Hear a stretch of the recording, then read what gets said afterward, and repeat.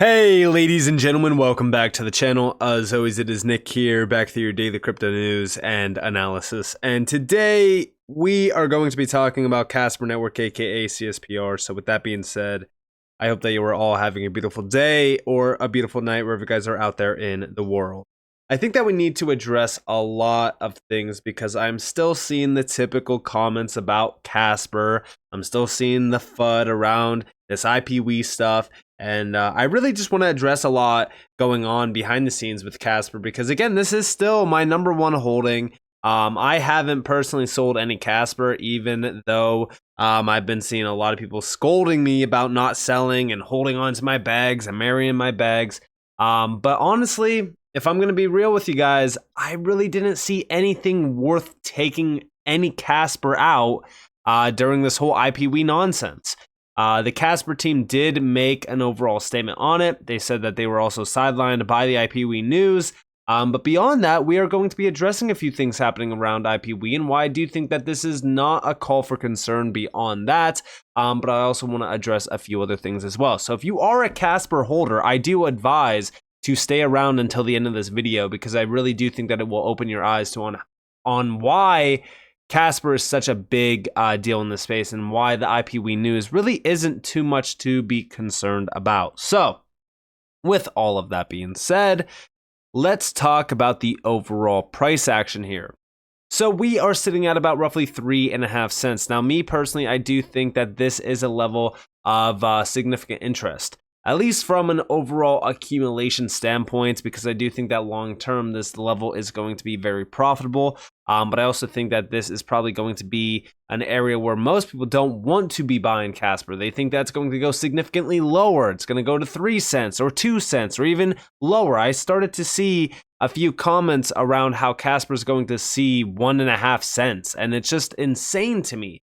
But as long as we maintain this 3.5 cent zone or around 3.5 cents and we daily close over 3.5 cents, we should be fine and we shouldn't revisit 3 cents. If we do get to stab 3 cents yet again, hey, I think that's going to be an incredible opportunity long term. Now, beyond this, I do want to go over here to Tokenizer's recent post regarding IPW because I thought that this was a great insight on what's actually happening here and why it is so significant to mention how big IPW was as a company and how big the IP space actually is. Because again, I don't think that this is a story that is done. I don't think that we saw the end of the story. I think that we are still in the middle of it. I personally believe that IPW will most likely be bought out by a big name, most likely IBM. IBM has been pioneering IPW as a case study on their website for a while because, again, this was with Casper and IBM.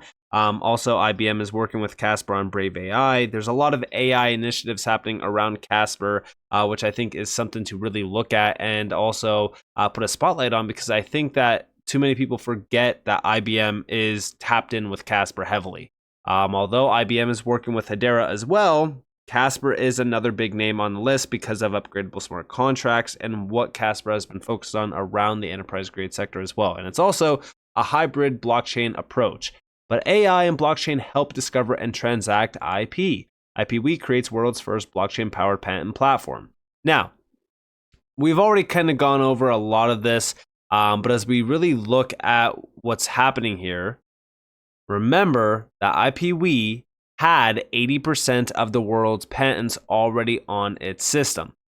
That is something very significant. And I think that this is something that cannot be overlooked because of how big of a deal IPW actually is.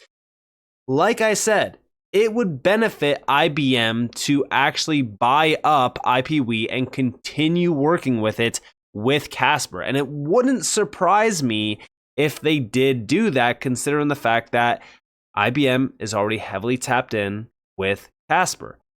There's a lot of great use case potential here, and I really do think that IBM sees extreme value in IPW. In fact, there was a great quote here by the original CEO of IPW, which is IBM really transformed what IPW was about and how we're doing what we do. So again, as we really look at that, it would be up IBM's alley of really kind of tapping in, buying up IPW, continuing the work, and becoming a leader in the IP space because there's not a lot of competition in this space. And this is all regarding tokenization endeavors on Casper. So this could still very well morph into reality. And the reason why I say that is, well, because of this post as well by Tokenizer. It's not just all of the connections between IBM and Casper, with, of course, IPWE, but it's also because of how big this is. Say what you want about IPWE, but the vision is far too big to just be tossed out. And that's why I said this story is not done. I think that this is going to continue to be drafted. And I think that we are going to see the full end story eventually. And I think that when we do see it, we are going to be surprised on what the end of the story looks like. There's a reason why names like Deloitte, IBM, Maersk, WIPO, Casper, and also more all took notice of IPWE. The value locked within IPs are insane currently. And I've talked about this even with Porsche. There's a ton of major enterprise companies out there that have an IP portfolio that is far more than their actual market cap, which is crazy. But think about it. If they could monetize that IP portfolio through tokenization endeavors with something like IPWE, why wouldn't they do that? It would unlock tremendous amounts of money and capital for their company and ultimately have a ton of capital on the sidelines that they could technically utilize. The SP 500 alone is made of 84% intangible assets. When we zoom out and look at IPWE like this, we can see a healthy blend of clients, customers, collaborations, and infrastructures. I would also imagine that the business IPWE is running is quite expensive to maintain. Think about it. Not only are they using IPs, but quite a bit of AI and likely financial algorithms within their CM. General AI integrations are already seen as quite expensive to large corporations, let alone industry-purposed AI for a startup. Ambitious would be quite a fitting. Maybe this was a vision better suited for a larger, more established and funded technology firm that's knowledgeable in patents, kind of like IBM. And again, this is why I also said like IBM would be the perfect fit, considering the fact that they are already working with Casper, they're already working with or were working with IPWE, so it would make sense. After all, they play a pretty integral role in IPWE's foundations, from their tech stack all the way to the team itself. I've mentioned why IBM buying out IPWE would make perfect sense prior, and this belief has only grown stronger. IPWE is essentially part of Casper and IBM. Liam P. and Satoshi W. are ex-IBM patent executives. IBM is the bridge from Fabric to Casper for IPs. IBM, global leader in US patents for over 30 years as well. Now, beyond this, let's not forget IPWE is quite involved within Japan. This makes a lot of sense given that Japan is third in patents, only behind China and the US at number 1 and number 2, respectively, from partnering with Deloitte to building out an IP database registry alongside Toshiba. These are two massive establishments in Japan. And let's not forget that IPWE also had opened their subsidiary in Japan as IPWE Japan too. This is one part of IPWE I think many of us overlooked, but one could also argue that the expansion could have hypothetically led to them being spread too thin. The Chapter 11 bankruptcy was filed in Delaware, US, and the US only, which in return means that IPWE Japan fundamentally shouldn't be affected. Subsidiaries are typically legally separate entities, so they maintain their own assets, liabilities, and operations. Though, of course, there could be indirect impacts such as financial support or contract agreements. Now, outside of all of this, right, we've already broken down Chapter 11 and even Chapter 7. In my opinion, right, bankruptcy around IPWE, what they filed, it's for restructuring their business. So when we look at this, wouldn't it make a lot more sense, considering the scope of IPWE and the fact that they already had 80% of the world's patents on its system, wouldn't it make sense for IBM to scoop that up instead of doing all the work or some other player doing all the work and reaping all the reward? If I was IBM, I would be looking at this as a tremendous opportunity. I've previously spoken about how the vision for IPWE almost seems too early to be brought to the industry. While 90% of the space is still just noise, here we have the solution that looks to unlock one of the most valuable illiquid markets in our world. The tech was there, the team was there, but the knowledge and interest just wasn't there. Many firms are still relatively clueless to just how DLT can be utilized for industry value-added purposes. Personally, I do believe that IPWE came too early, but this leads me to the next speculation. What if IPWE was created so early on to secure the IP of the vision they have, securing the IP of a platform that plans to unlock the value of IPs? IPception. And again, there's a little bit of a joke there, but to be honest with you guys, I do think that this was pretty damn early in the space. And it definitely was something that was expensive to continue to run. It's not on Casper's side to help them or anything like that. A lot of people thought that this was like bad for Casper. And although it is a hiccup in the road, on the in the long-term span of this, there's still Brave AI, there's still Actis, but also when we really look at IPW, this could still be bought up later by a technology leader like IBM that has been around for a very long time, but is also tapped in on AI. If you actually go to their AI space, you could see AI ethics, for an example, which this is where we really kind of look into Casper, but they also have a ton of AI solutions already, and they've been fully focused on the AI space for a while, considering the fact that they see how big of an opportunity this actually is. So to me, it would make a lot of sense for them to scoop up IPW. And again, we don't know if that's going to happen. If it doesn't, will I be upset or anything like that? Not necessarily, because again, it's not like the end-all be-all for Casper. It's so much more than just IPW. Like I said, Actis. Actis is a big one that I've been focused on. Actis stands at the forefront of financial innovation, aspiring to globalize the standardization of financial contracts and redefine the financial modeling paradigm. Over here, we have, this goes back to May 30th, 2023, Open Finance and Financial Contract Tokenization, a crossover to supercharge markets. And this was right around the same exact time that we were looking into Casper heavily. I was talking about it. Again, this is like May of 2023, where we saw a pretty big spike up in the market around Casper. Here you guys actually have May of 2023, where we hit about 6 cents. Now, within this, we have the future of finance is tokenized, right? And this is the director, a member of the board for the Casper Association. We expect all financial assets, specifically financial contracts, to live in blockchain and DLT-enabled environments. And again, as we really look into this, there needs to be specific things in place in order for this to actually be realized in. A lot of people have been trying to anticipate how much money there could very well be around the tokenization space, from 10 trillion to 100 trillion to even quadrillions. There's a lot of money. When we really look down here, right, this is from the BCG. They said $13 to $16 trillion by 2030, but they said that this is highly conservative, suggesting that the value could surpass even $60 trillion. Using on-chain smart contract processes can be baked into assets. But the problem here is, wouldn't you want upgradable smart contracts when we're talking about those smart contracts?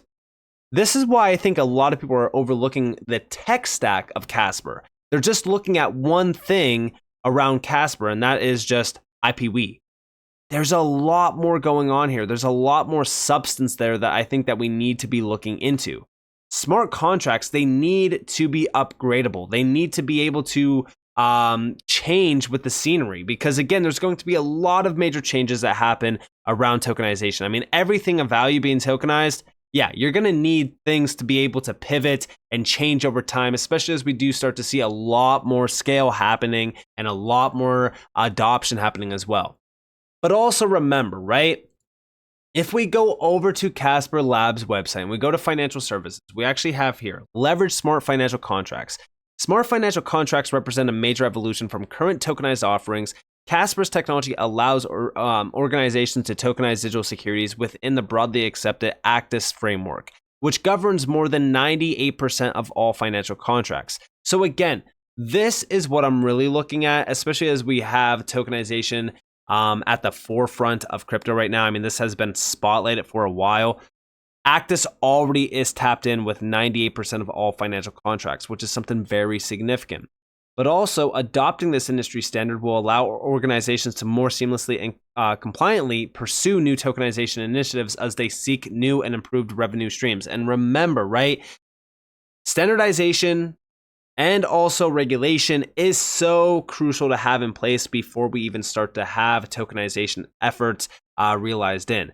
So I do think that Actis being at the forefront here with Casper is a big step through the door. And I do think that this is a big step ahead for Casper beyond the competition in the space, if we are looking at it as competitive, right? But also, if we go back to March of 2022, we had smart financial contracts should be a basis for innovation of financial systems.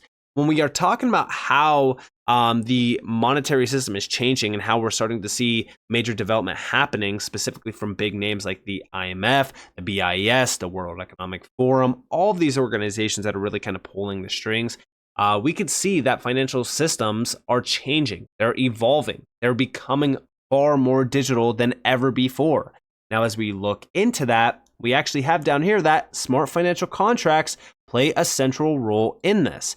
And having something like that, right, at the forefront of this, and as we do start to see major developments happening, I look at the names that are allowing this to become a reality, right? And that is where we really look at Actis and how big of a role it actually plays in the financial contract and financial system space. We have down here that, in essence, it is not about the names of financial instruments that are driven by legal considerations or marketing efforts, but about the cash flow exchange pattern that results from the respective contractual obligations. The patterns of these cash flows are the same all over the world and can be described with formulas or algorithms. Almost all financial contracts follow fewer than 3 dozen patterns that can be represented with precisely defined algorithms and describe more than 98% of all financial transactions carried out worldwide. And that is the Actis standard.